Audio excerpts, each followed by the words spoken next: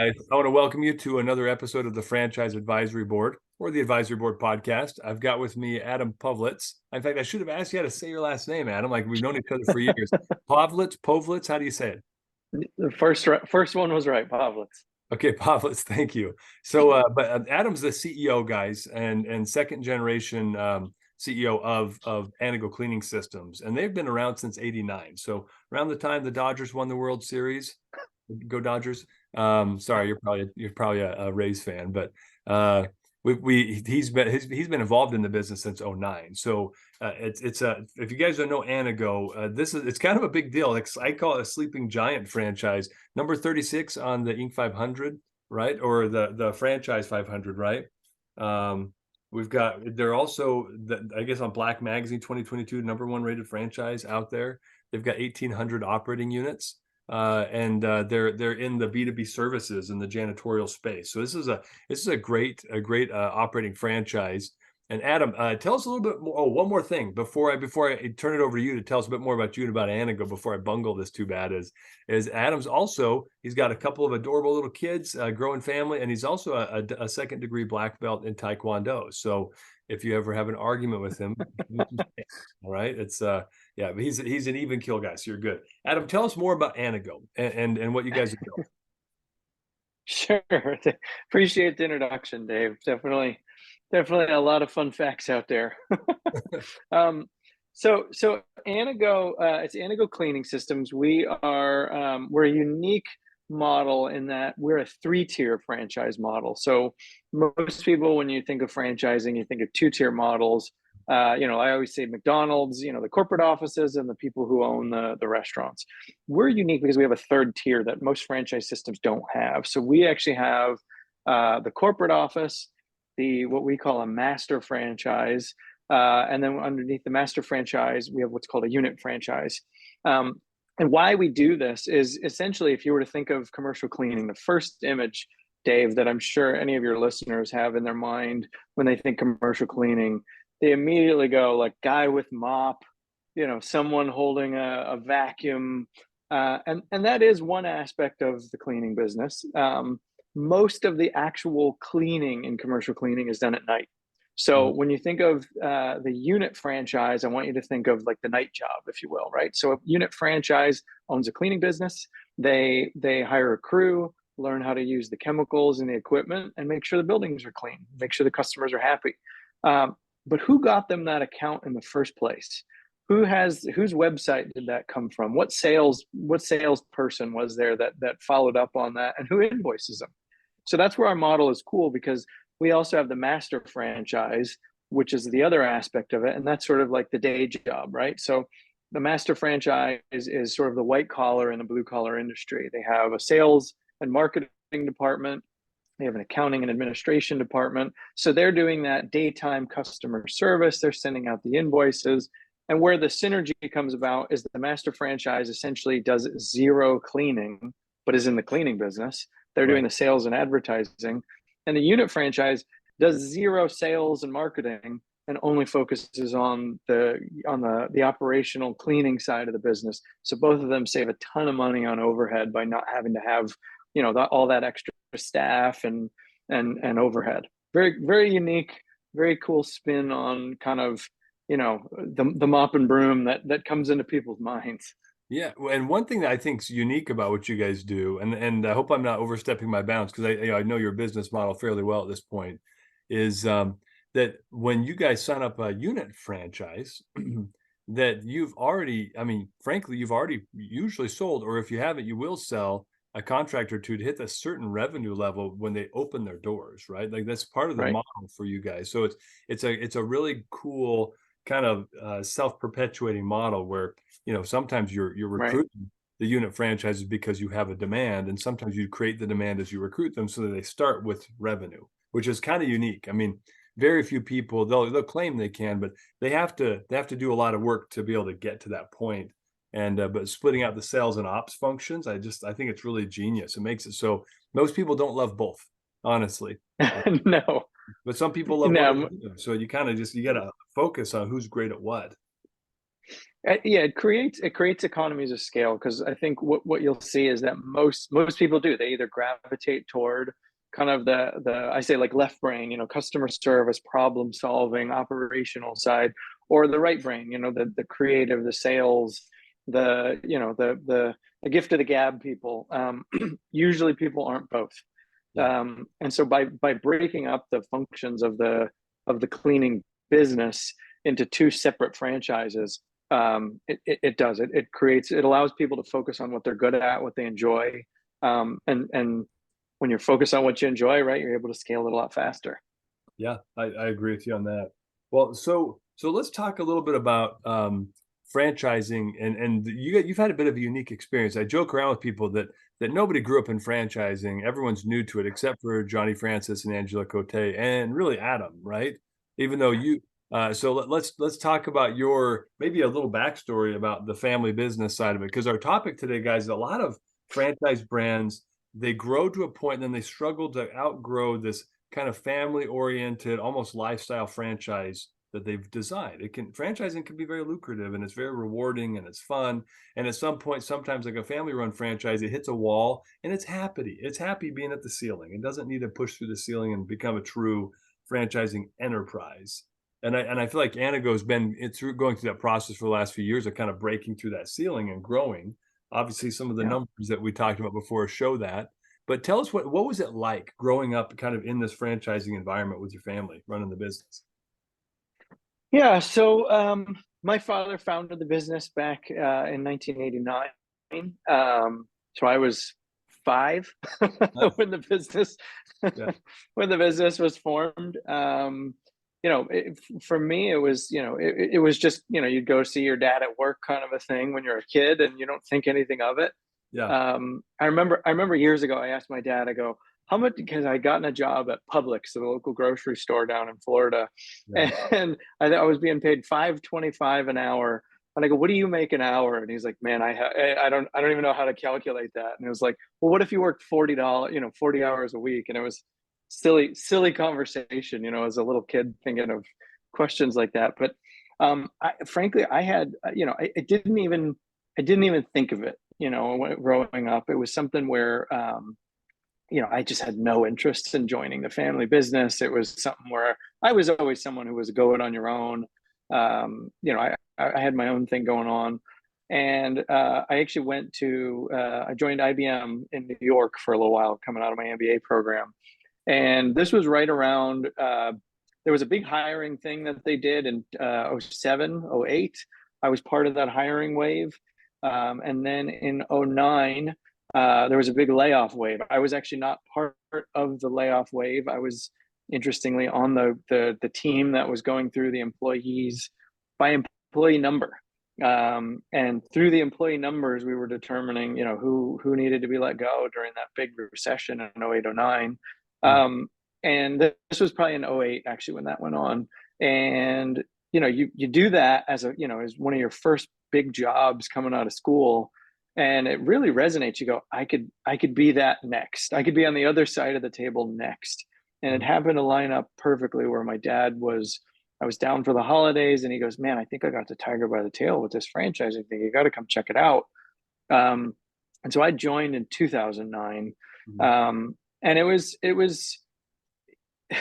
he had an interesting way about it, right? He said, you're not going to be the owner's son coming in, and we're going to give you your silver spoon and your fancy title. No, no. Because his exact words were, you've left your highfalutin finance job and now you're going to start at the bottom. And so my first role at Anago, I was a telemarketer by day, and I was a franchisee's assistant at night cleaning a daycare. And so Oh, this was, I mean, oh yeah, hundreds of diapers and giant garbage bags was my responsibility every night, cleaning up everything like that. I had to make a certain number of appointments before he'd let me move out of telemarketing. Oh man, God bless everyone who can do business development and telemarketing. You're a stronger soul than I am. That was hard for me. wow. But I got through it, and then worked through every position. I had to do at the local franchise level. So I had to do cleaning, I had to do telemarketing, sales, customer service. and that was before they even let me move to the corporate office. So it was a definite baptism by fire, but incredibly valuable. Not I'm able to say, no, I've done it. I really have done all of Mhm. the roles. I know what it looks like. I know what it feels like. Um, so positive experience in looking back at it. I mean, and I know at the time you probably weren't feeling grateful for it like you do now. What was your thought? I mean, you go from kind of New York IBM to like emptying diaper pails at night. Like, what was your thought? Like the first few weeks as you were doing it, like how did you feel about that? I mean, at first it was just chaotic. I mean, I was working essentially at 9 to 5 as a telemarketer. Then I'd bring another outfit with me, like some jeans, and I had an Anago t-shirt and some different, some old sneakers, and it was drive to the next job. So it was almost like you had no time to think about, like, am I happy about this? Am I not? It was just go, go, go, go. Mhm. But it is something where at the time I was probably going like, oh, what the hell did I do? What did I do? What was I thinking? But like I said, and like you said, I look back on it fondly, going, again, that was really good old days. Yeah, there were simpler days, right? Simpler days Oh yeah. versus being in charge. That's for darn sure. There are many days where I'm sure everybody who runs a company is kind of lonely at the top. There's a good commentary about that, but um, sometimes it is more. There are things you have to do that are difficult where you're like, so I wouldn't mind hauling out some diapers right now versus what I'm doing. Yeah. There's a less emotional baggage connected to that than some of the other decisions you've got to make. But Yeah. so you worked your way through the ranks doing every single job. How long did you spend on like were you emptying diaper pails for like 2 years, or was it like how long did you end up It, spending in that process? Yeah, it was actually a very well structured training program. So it was only like a few months at a time that so I got through all of the roles at a master franchise office and a unit franchise within about 2 years. Mhm. Um, and interspersed, moved through each of the different positions. Um, but it was I mean, it was one of those ones where it was like blink and it was over kind of a thing. It was a lot of different things we were going on, learning everything, drinking from the fire hose every day. But I mean, it was two solid years. And then when they did bring me to the corporate office, they said, you don't know anything other than what we just told you. So, so my job, then became, I think my title was like franchise developer or something like that. But it basically meant I traveled around the country, met with the master franchises. Most of these were guys who were in the business for, you know, 10 years or something before I even got there. And so I just kind of show up and I go, here's what I do know. And then I took it more of a servant leadership role. So I said, how can we at corporate help you? And took, feverish notes everywhere I went, and then came back to the corporate office and said, okay, here are the pain points they're feeling out there. What can we do about it? And that was probably one of the best approaches, um, to making it clear that, number one, I had earned my keep. Number two, that I truly, cared about the what was happening at the franchisee level in the field, because that's, boots on the ground is really where all the action is. And that's sort of what I've transitioned to in my leadership today. It's still all about what, okay, we make our money because you make your money. How can we help you grow your businesses, and ultimately reap the benefits, of course. Yeah, I mean that's rule number one in franchising, right? Is help your franchisees become wildly successful, and everything else kind of works itself out along the way, right? So Right. Right. that's awesome. So now, how long did you? So, and the reason we're talking about is Adam. Like, this isn't like the personal Adam Povlitz show, right? But this is kind of your the experience you went through. I think was a good exemplary way to start to grow out of like second generation franchising aristocracy, right? Because it certainly can feel like, hey, I've appointed my son to run this business, and he was a snowboard bum until last month, and now he's going to run this place. Like those things can happen. So, Adam, tell me a little bit about like when was the pivot? Like when you and your dad visited about like, okay, this is probable that you're going to take this over. Let's start making plans for you to really succeed me as the CEO. I mean, I think the long-term plan always was for that. Um, but at the same time, he very much understood that, number one, like there's a lot of people where I would say they get into the business as sort of the next logical step, and that's probably a bad idea. A lot of times it's, well, dad has owned a car business or owned a bunch of this franchise or that franchise, and so I get into that business. My dad point blank told me when I went to college, he goes, "You absolutely," I didn't have any interest. I didn't even have any interest in joining Anago. And he goes, "Just so you know, you cannot come to work for me out of college." I was like, "What? I don't even want to, Dad. No worries." He was like, "Listen, you can't work for me in the real world."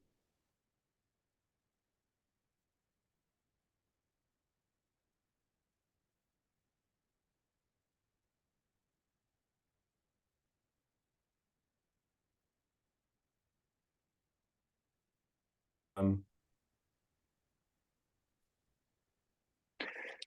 Yeah, so even though I never even wanted to come work for the family business, my dad told me point blank when I was going away to college. He said, don't plan on working for me right out of college. And I was like, I have no interest. I never thought about that. And he goes, no, but listen, he goes, if you ever do want to come back, you need to have worked somewhere else first, and make sure you understand how the corporate world works. Learn how they operate. Get some value behind your, be less wet behind the ears. And then if you're interested in working at Anago, then we can talk about it. And I think mhm. it's important that if someone's being brought into the family business, that number one, they have some other experience other than their last name. Yeah. Having to go get a job elsewhere, understand how the interview process works, understand how I was fortunate. Like I said, I ended up working for a Fortune 100 company, and learned how Big Blue was operating, and to as much as I was able, obviously at that a lower level position, but um, and making sure that they want to do it as a family member, right? There's a lot of people that stumble into family businesses, and it should be like, is this what you really want, or do you know what you really want, or is this just sort of the next logical step? Well, my grandfather did this and my father did this, and this is what I'm supposed to do. I think that's the wrong approach. I think it's about desire and what you can add to the table as a family member. That should be the primary focus. Mhm. Yeah, because in the end, desire brings some fire with it, right? Like if you don't have the motivation, the energy to invest in the business, you're just there to clock in, clock out. Like that's not what any franchise system needs. So I really respect that your dad not only did that, but also communicated that. So I'm curious how you felt. So when he's explaining this to you, you said, "Well, that's okay. I didn't really want any part of it anyway." But was there a part of you that was like, "Wow, thanks, Dad. Love you too." Like, how did you feel about him telling you that? No, my dad was always pretty. I wouldn't call him tough. He was just hardcore. It wasn't mean, but it was always just very very straight to the point. He also told me, he goes, "Listen," he goes, "I paid for 4 years of college, so you can take as long as you want, but I'm stopping footing the bill after the 4 years. And I hope whatever degree you get, you pursue something that you can make a living, because you can't live here." Uh-huh. You just go, "Oh, okay." So, you quickly learn, okay, I've limited which majors I can choose. I'm not going to do underwater basket weaving. Yeah. I need to do something that's going to pay some rent, Mhm. and I need to plan on being able to get a job, right out of school, because it's I did my job. He said, "I did my dad job." He did his dad job, and now, like, okay, you're what, 22 years old. You have a college degree and hopefully something valuable, and go be an adult. Yeah. I love that. That's kind of how it needs to work. Well, so now let's transition. So, when you got back involved in the business, would you say I mean, how long would you say that Anago has really been on this trajectory to build an enterprise brand? Was it always part of the goal, or was it something that changed over time? So, um, no, I think I would say it was something that changed. I was made CEO in 2015, so I joined in '09. Wasn't appointed CEO until 2015. I would say I sort of, fumbled my way forward as CEO, learned how to CEO for the first few years, and that's admittedly right. I mean, I'm a reasonably smart person, but had never led, at that level before. Um, but I think that the kind of the deciding factor, that kind of key moment, was probably during COVID. We, obviously, I'm sure that was a major moment for a lot of businesses and individuals. For commercial cleaning, we went kind of being, sort of a bottom line budget item to minimize for most companies, Mhm. to we're on the front lines. We are a partner with businesses in the health of their staff and their guests. And so, it was a total pivot and shake up in our model. And I don't know how to word it any other way, but I stepped into the void, and it was like, okay, we have to make sure that people understand what's going on. We had, God, initially we had two national calls a week with our franchisees saying, here's the latest, here's what's going on, here's where you get your PPP money, here's how you do, whatever it may be that was going on. Here's the new guidelines on masks. Here's the new things that's going on with, later developments with vaccines. I mean, we had to stay out ahead of everything. Um, and so it was all systems go. I mean, it was something where, we had to fire on all cylinders. I mean, and at the beginning of this thing, it was probably, 15-hour days and Yeah. chaos, but we came together and we gelled as a team. And COVID, while it was obviously 2020 was a crazy year of all the years, Mhm. with the lockdowns and all that sort of stuff, we still grew revenue. We still, it was single digits. It wasn't my best year, but it was single digit revenue growth during that year, because we were able to, come to the front lines, protect our people, and help our customers. And that probably was the first impetus. There probably was another one I'm thinking of. I don't want to drone on here, but but Yeah, there was, that you're was great. Keep probably the going, please. first key moment. No, and no, that's such So, a good thing, because after, 'cause tell us about the other, because I think there are a lot of people that might be listening that are founders, that are part of founder-led organizations, that need to make the pivot. And so I think it's helpful for everyone to hear, like, well, what was it that truly made you realize, okay, we need a shift. It's time to make the difference. yeah. So, I had in 20, when was it? It was 20, I believe it was 2021, end of 2021. Um, I had, I thought I had a pretty good marketing department. And everything was sort of humming along. I was working just insane hours at that point, but I had my whole marketing department simultaneously say, "Hey, one of them got a job they couldn't refuse with a family member. Another person was moving, and another person just wanted to go." And I had my whole marketing department leave in a span of 60 days. And Wow. I was going, "Holy crap." um, and to that point, I had sort of been managing marketing, and I had sort of been managing. I was probably wearing all of the, like, the, CEO, COO, CMO. I was all the C hats. And Yeah. I go, I immediately go, wow, I have never been caught so flat-footed in my life, than to where I literally was going all the way back to reverting back to, like, I was the one proofreading system-wide emails and stuff like that, just scrambling. And I had some conversations, frankly, with my wife. That was a fun time when I was working those hours and everything like that. Yeah. And I realized, um, here's the funny aside.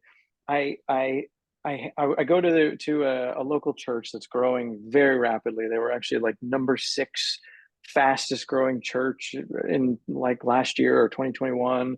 And Wow. I go to the pastor of the church and I go, "Hey, you guys are really growing and you've added so much staff. And now, granted, your message is a little bit higher than janitorial. What you're selling is a little bit different than what I'm selling. But like, how'd you do it? And he told me about this book, Who, WHO, not World Health Organization, but Who by Jeff Smart. Uh-huh. And I put it off for 6 months. I didn't read it. And then the marketing department goes, and I go, okay, wait a minute. I gotta totally regroup, rethink this. I read the book, and for me personally, I had I had a lot of legacy team members here, doing a lot of stuff. But I read that book and I realized I had always been a little bit maybe afraid to hire outsiders essentially to come to the company. And then I read that book and I go, this is, maybe I've been doing hiring all wrong. You know what I mean? It's sort of like as a guy, you get some Lululemon dress pants and you go, I've been doing dress pants wrong my whole life. Um, and there's your fashion tip in the podcast. Um, but I read the book. I realized, I go, man, I've been doing hiring all wrong. And it made me very much unafraid to hire. And that was sort of that moment where I said, I could make a good living here. I'm working crazy hours, but is that really what I want? Or I can invest in people and bring on some, quote unquote outsiders to help really scale the business. And I said, maybe I need some smart people surrounding me, some more smart people surrounding me than I have, so I can take off some of these sea hats that I'm wearing. Mhm. And in 18 months, I hired uh, 6 senior level managers. So I hired a chief strategy officer, VP of marketing, IT director, senior VP of operations, and a few others that I can't think of the title off the top of my Yeah. head. I went gangbusters on this thing. And like, I don't know anything about IT. So like, here I am going like, how am I supposed to hire an IT director if I don't even know? Read the book. I Yeah. swear this isn't these. I'm not getting any compensation from these guys for the book. For me, it was life changing, and I've been unafraid to hire ever since. Mhm. And then I happened to bring in someone as our chief strategy officer, um, and we started talking more about the future, um, and more about kind of the plan. And I don't know anybody who's also I'm plugging books all day here, but I read Rocket Fuel, Uh-huh. and he talks about how the CEO's role really should be, like future, culture, strategy, and then you have, and that's called quote unquote the visionary in that book. And then there's someone who needs to be the implementer, and that's sort of like day to day, run the business, handle the operational side. I realized that, and most small businesses, most family businesses, you have one person wearing both of those hats.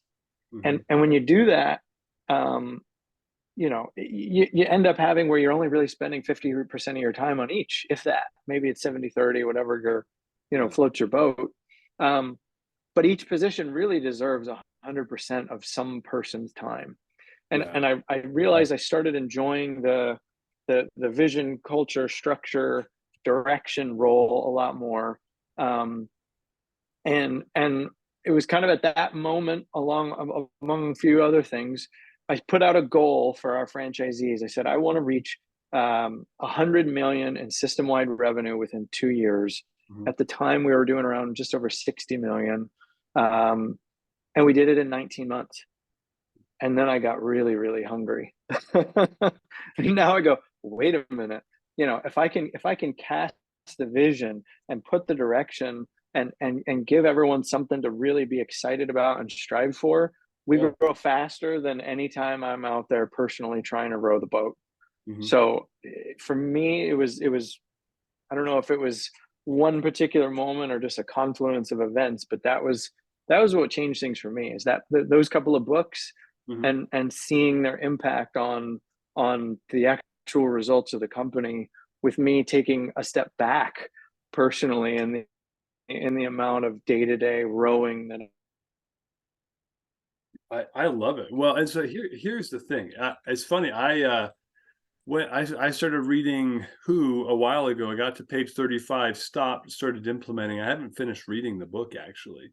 So I actually have to go finish it. Sitting in my overhead hutch on my desk. So I just grabbed it and pulled it out to remind myself to finish reading it. But I'm kind of ADHD. I'll start reading something like, oh, I get it. And I'll just start implementing what I read. And then I never finish the darn book. So that I'm going back to that one.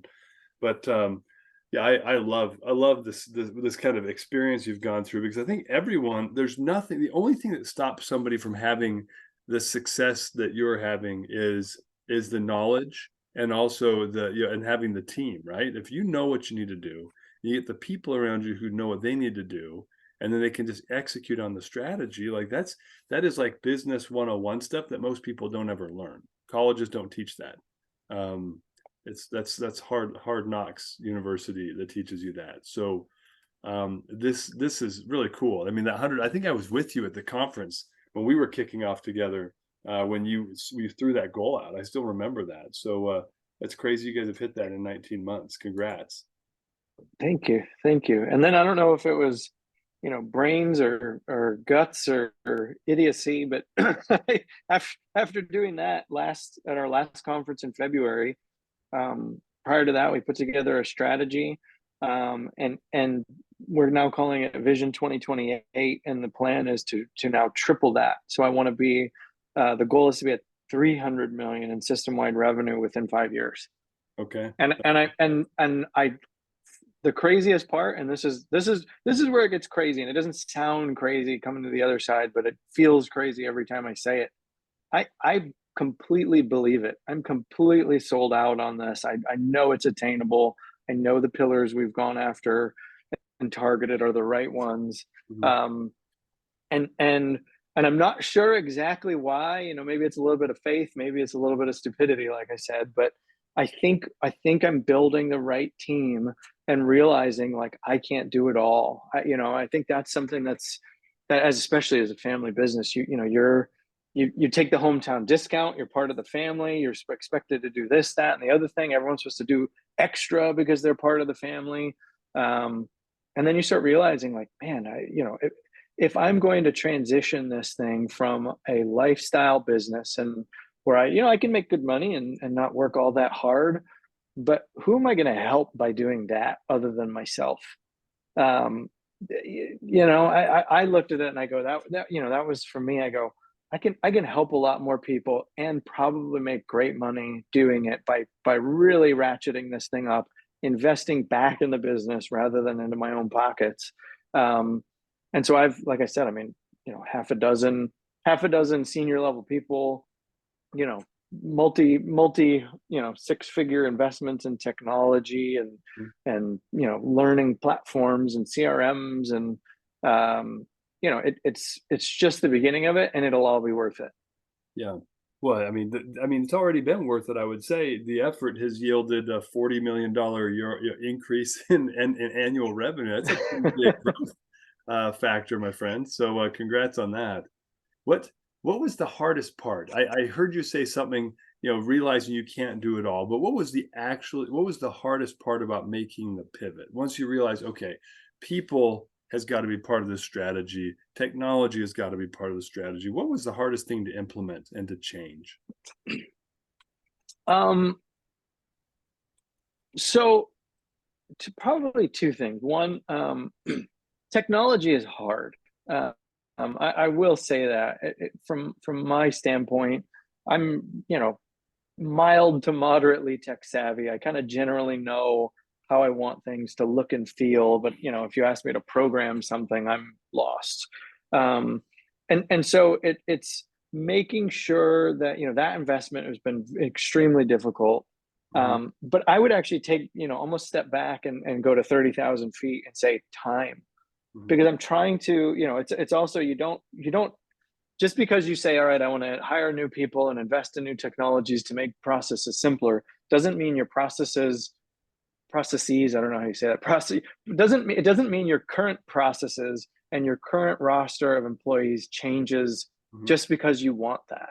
And Yeah. so you have to figure out a way to say, okay, I have to do everything I was doing before and train these new employees that I brought on. I have to do everything I was doing before and make the time to meet with the technology folks to make sure it's implemented in the way I want. And Mhm. so it becomes this like scheduling craze where you have to, it's like, as you know, as a kid, right? You probably learned, everyone learned what, Spanish or French or something in high school. Mm-hmm. But now as an adult, if you said like, okay, I want to go learn French, I mean, that's a major time commitment now. Now you have to go, okay, I need to go, an hour a night to some, class to learn it, or go on, Duolingo or whatever for an hour, Yeah. to actually do it and be successful is a major time commitment. And when you're, like crazy enough, like I am, where you go, okay, I'm making 4 commitments all at once, Mm-hmm. going, all right, we're going to do this and this and this. Wow. It's figuring out a way to do that, and make those time commitments, which means going back to your existing staff and saying, hey, we have to rearrange things, we have to restructure things. I am going to ask for, everyone to carry a little bit more of a heavy load than they've been used to. Mm-hmm. But here is, again, casting the vision. Here is where I think, the horizon looks like for us. Will you help me get there? And some people see it too and are excited, and other people don't like the extra work. But you kind of solidify who your real, what does Elon Musk calls it, got to go hardcore. You solidify who your hardcore team is, Mm-hmm. um in a position like that. Yeah. And I think that's part of who, right? Part of, like, you got to get the right people. I mean, Jim Collins talks about this in a very high level, but getting the right people with the right mindset in the right seats on the right bus at the right time, like all of those things really matter. And as we just personal anecdotes as we've grown, sometimes I would say that's been my hardest challenge, and also the greatest asset to us as we've grown, is getting the right people aligned with the right role, and then the right goal. Like, there's a lot to that. But when people start working together in unison instead of against each other, because they're now doing what they're really good at, man, oh man, it unlocks a lot of human potential, and that's what fuels growth. Yeah, yeah, exactly. Yeah. Well, Adam, tell me, if you were sitting down to lunch with me, and I were an emerging franchise brand, what advice would you give me of things to focus on today so they wouldn't be as painful tomorrow as you're looking at building a true enterprise brand? um so I mean, one of the things that we're focused on right now, and I wish I would have focused on sooner, um really is build, even if you're building small, build for scale, right? If any process you're doing requires some sort of manual component where, oh well, Sarah tells, John to do such and such, and that's how we keep track of this on a post-it note or whatever it may be, you almost have to think, what if our franchise concept as an emerging brand is just ultra successful, right? What if we become, I don't know, the next Orange Theory or something, right? Where they all of a sudden go from nobody to $1 billion company in 5 years. How do you know what I mean? Yeah. With some folks emerging systems and structures and processes, I mean, they'd collapse. You almost, so it's like you have to consider, build as if, operate lean as if you're small, build as if you're going to be big. Yeah. Yeah. I run into that quite a bit. That's great advice. People that if they catch on to something early and they make the adjustments, like, let's say tech, you said that's a big challenge when you've grown for 30 years and then you try to change the technology. That can be challenging in 20 years, even 10 years with the tech. So, or people or structures or, anyway, services. There's so much there to learn from, but I think that's really wise. Build everything to scale. Build as if you're going to become a large enterprise, even when you're starting out. It's worth the extra time. I just want to Yeah. what you said there. Adam, sure appreciate your time today. It's been great hearing some of your experiences from I think we'll title this podcast from diaper pails to fast growing CEO, something like that. But yeah. Anyway, thank you for joining us. Thanks, Dave. Appreciate it.